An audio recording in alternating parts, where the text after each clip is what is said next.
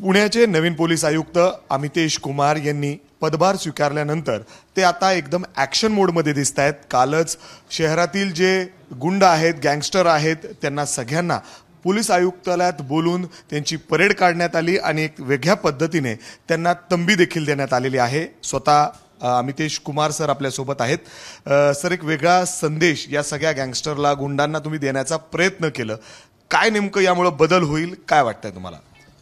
ते उद्देश एवढेच होता की क्रिमिनल एलिमेंट्सवर कायद्याची योग्य वचक राहायला पाहिजे। त्यामुळे त्यांचे सगळ्यांना बोलून त्यांचे डोजियर्स वगैरे तयार करण्यात आलेली आहे, ते डोजियर्स अपडेट करण्यात आलेली आहे आणि त्यांना सूचना स्पष्ट आहे की क्रिमिनल क्राईमवर जर त्यांची अँटी सोशल किंवा क्रिमिनल ॲक्टिव्हिटी जर त्यांच्याकडून घडला तर अत्यंत गंभीर आणि अत्यंत परिणामकारक कारवाई त्यांच्यावर होईल।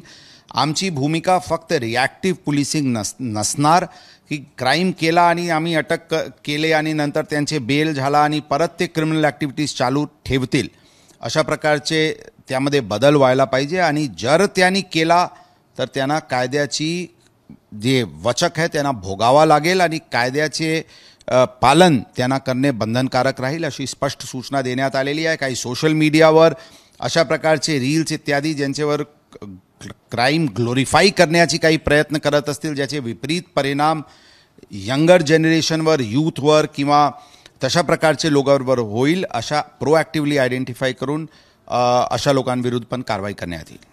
सर, जसं तुम्ही म्हणताय रील्सच्या संदर्भात गेले काही दिवस आपण सातत्याने पुण्यामध्ये बघतोय, कोयता गँग ही खूप ॲक्टिव्ह मोडवर दिसतेय, सातत्याने कारवाई होते, मात्र कुठेही थांबण्याचं नाव घेत नाही। पुणे शहरामध्ये वाहनांच्या तोडफोड सातत्याने दिसत आहेत, अक्षरशः गुन्हेगारांचे मोठे मोठे केक्स कापले जातात पुण्यामध्ये तलवार घेऊन। या सगळ्यांना कंट्रोल करण्यासाठी आपण काय पावलं उचलणार आहात? ह्या सगळी गोष्टी आमचे प्रायोरिटीवर राहणार आहे। जशा मी सांगितले, पब्लिकमध्ये तलवार घेऊन केक कोणी कापला तर त्यांना काही दिवसचे केक पोलीसचे लॉकअपमध्ये काटावा लागेल, हिची भूमिका स्पष्ट आहे। अशा ॲक्टिव्हिटीजला प्रोॲक्टिव्हली आम्ही आयडेंटिफाय करत आहे, आमची पूर्ण यंत्रणा या गोष्टीवर आहे। ओव्हरऑल रस्त्यावर डिसिप्लिन आणि रूल ऑफ लॉ प्रिवेल राहतील या दृष्टिकोनातून उपाययोजना सुरू आहे। सर, आपण गेले काही दिवस बघतोय की सातत्याने मोठे मोठे मुख्यमंत्री, उपमुख्यमंत्र्यांबरोबर किंबहुना त्यांच्या पुत्रांबरोबर देखील जे खासदार आहेत त्यांच्याबरोबर अशा मोठ्या मोठ्या गुंडांचे फोटो समोर येताना दिसत आहेत। काही रील्स देखील समोर आलेले आहेत।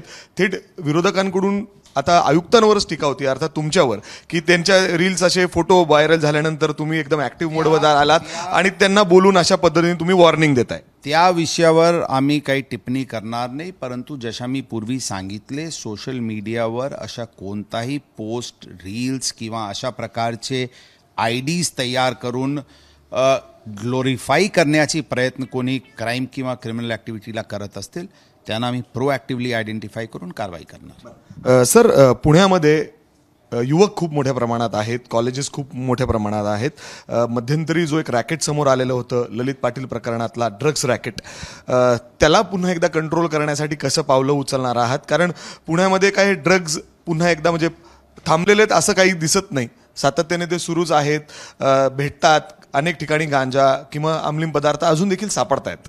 ड्रग फ्री पुणे हे आमच्यासाठी प्राधान्याचे विषय आहे। ऑलरेडी जे रेकॉर्डवरचे मोठे पेडलर्स आहेत त्यांना आयडेंटिफाय करण्याची प्रक्रिया सुरू आहे, त्यांच्यावर पण काही दिवसात आपण अत्यंत मोठ्या प्रमाणे कारवाई आपण बघणार आहे। त्याचबरोबर जे ड्रग कन्झम्पशनसाठी जे हॉटस्पॉट्स आहेत त्याचे आयडेंटिफिकेशन करण्याची आमची प्रक्रिया सुरू झालेली आहे। जे अशा प्रकारचे स्पॉट्स आहे आणि अशा प्रकारचे जे वल्नरेबल वेळ आहे तिथे आम्ही व्हिजिबल पोलिसिंग ठेवणार आहे।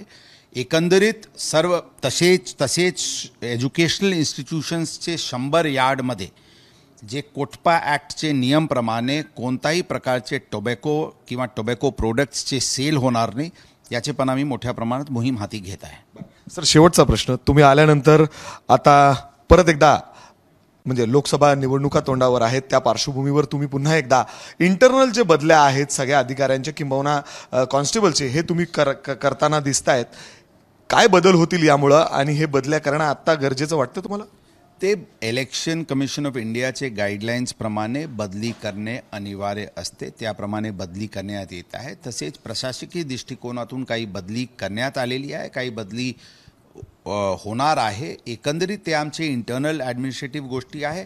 आमचे शहर पोलीस दलांचे कार्यक्षमता कसे आणखी वाढेल त्याबद्दल आम्ही आमचे वरिष्ठ अधिकाऱ्यांशी चर्चा करून वेगवेगळे पावले जे उचलणे गरजेचे आहे ते आम्ही करत आहे. सर, शेवटचा प्रश्न, पुणेकरांचा नेहमीच खूप आवडीचा विषय किंबहुना त्यांच्यासाठी खूप इम्पॉर्टंट विषय राहिलेला आहे, तो म्हणजे वाहतूक. पुण्यामध्ये वाहतूक कोंडी वाढताना दिसते. त्याच्यासाठी पोलीस आयुक्त म्हणून तुम्ही काय कराल? तुम्ही देखील गेले काही दिवस ते सोचताय, तुम्ही थेट वानोडीपर्यंत जे प्रवास करताय तुम्हाला किमान 40-50 मिनिटं तर नक्कीच लागत असतील सर. वाहतूक नियोजन हे प्राधान्याचे विषय राहणार आहे. आम्ही ऑलरेडी आमचे वाहतूक शाखाला सूचना दिलेली आहे की ट्रॅफिक एन्फोर्समेंट हे सेकंडरी विषय राहणार आहे. ट्रॅफिक रेग्युलेशन, डिकंजेशन, जेणेकरून लोकांची ट्रॅव्हल टाईम कसे कमी करता येईल त्याबद्दल आमची प्रायोरिटी राहणार आहे. आणि त्या दृष्टिकोनातून आम्ही 10 ते 12 हॉटस्पॉट्स आयडेंटिफाय ऑलरेडी केलेले आहे. त्यामध्ये ॲक्टिव्ह शॉर्ट टर्ममध्ये जे इंटरव्हेन्शन्स गरजेचे आहे ते आम्ही ॲक्टिव्हरित्याने करण्याची सुरुवात केलेली आहे.